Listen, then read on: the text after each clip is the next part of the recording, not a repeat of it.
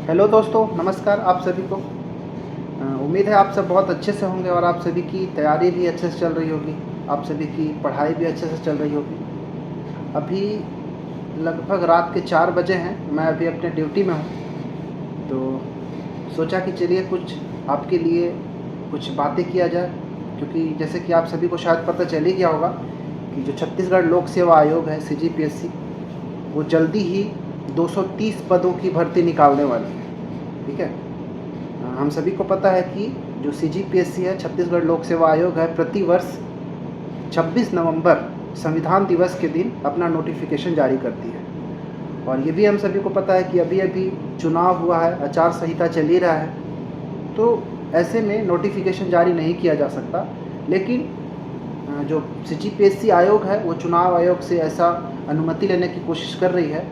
और बातचीत से ये भी पता चला है कि 2-3 दिन में हो सकता है 26 नवंबर को ही नोटिफिकेशन आप सभी को देखने को मिल सके। तो जो CGPSC के जो अभी वर्तमान में जो सचिव हैं, जिनका नाम JK ध्रुव है, वो उन्होंने अभी 1-2 दिन पहले ही ऐसा बताया कि जल्दी ही नोटिफिकेशन 1-2 दिन में जारी किया जा सकता है। ठीक है। कितने पद? 230 पदों की भर्ती आप सभी को देखने को मिलेगा। इसमें डिप्टी कलेक्टर का पोस्ट आई थिंक 8 या 10 होगा, बाकी अदर पोस्ट होगा। ठीक है। तो देखिए, इसका जो नोटिफिकेशन निकलेगा, जैसे अगर नोटिफिकेशन निकल जाएगा, मान लो 26 नवंबर को ही एग्जाम्पल के लिए अगर निकलता है, रिलीज़ होता है नोटिफिकेशन, तो इसका जो आवेदन भरने की जो तिथि होगा दिसंबर से लेके जनवरी तक ऐसा कुछ भरने को मिलेगा। दिसंबर और जनवरी के कुछ के बीच में, दिसंबर पूरा हो सकता है, जनवरी के कुछ दिन मिल सकते हैं आपको भरने को। 1 महीना आप मान के चलिए आपको समय मिलेगा आवेदन करने के लिए। इसके बाद एज़ यूजुअल फरवरी में एग्ज़ाम हो सकता है प्रीलिम्स का। CGPSC 2023 के प्रीलिम्स का एग्ज़ाम फरवरी 2024 में होने की संभावना है। ठीक है। और प्रीलिम्स के जब बाद मेंस होता है, तो ये जून 2024 में इसका मेंस का एग्ज़ाम होगा। मेंस के बाद जो इंटरव्यू होता है, साक्षात्कार होगा, वो सितंबर महीने में होता है। और अंत में अक्टूबर नवंबर में जाके आपको फाइनल मेरिट जो है CGPSC 2023 का देखने को मिलेगा। ठीक है। तो ये सब तो थोड़ा सा नोटिफिकेशन अभी कुछ ऐसा ही आया था, कुछ बातें चली थी, तो मुझे लगा कि आप सभी को बताना चाहिए।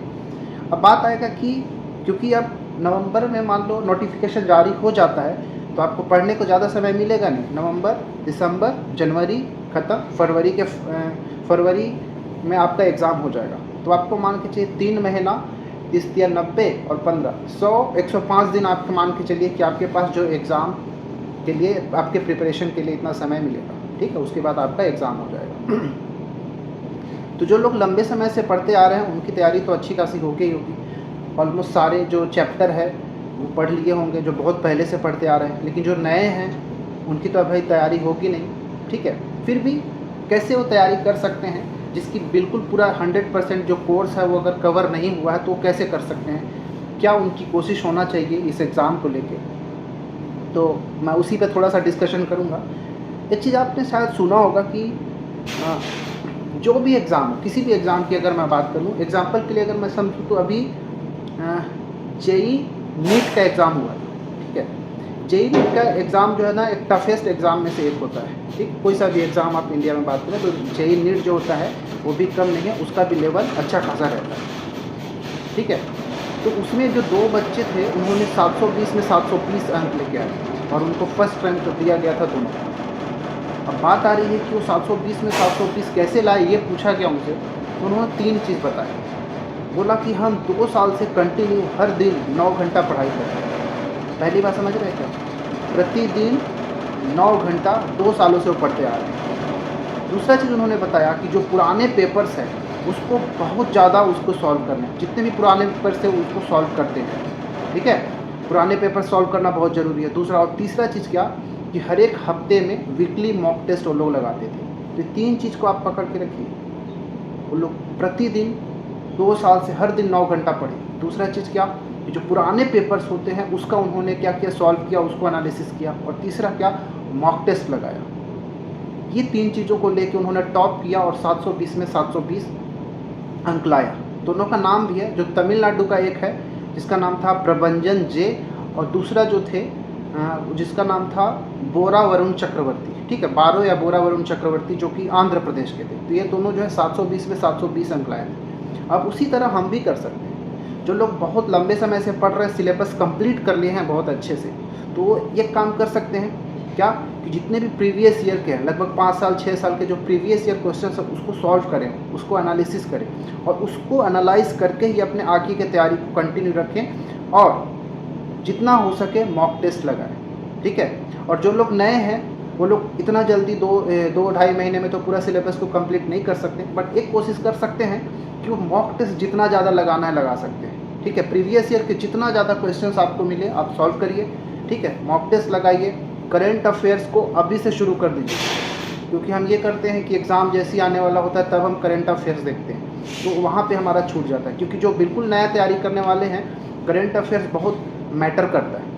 ठीक है, क्योंकि अगर करेंट अफेयर्स अगर पकड़ लेते हैं तो 8 से 10 नंबर तो करेंट अफेयर्स से ही बन जाता है। ठीक है, तो ये हमारा अभी स्ट्रेटजी कैसे होना चाहिए कि पहले तो सिलेबस कंप्लीट करें। जो पुराने लोग हैं जो सिलेबस कंप्लीट कर चुके हैं पूरे अच्छे से, ठीक है, वो एक बार रिवीजन अपना शुरू कर दें। साथ ही साथ प्रीवियस ईयर के जितना क्वेश्चन है आप लगाएं, उसको एनालिसिस करें। और तीसरा क्या, मॉक टेस्ट हर दिन लगाएं। हर 2 दिन 3 दिन में जितना ज़्यादा हो सके मॉक टेस्ट लगाएं, उसके प्रश्नों को सॉल्व करने की कोशिश करें।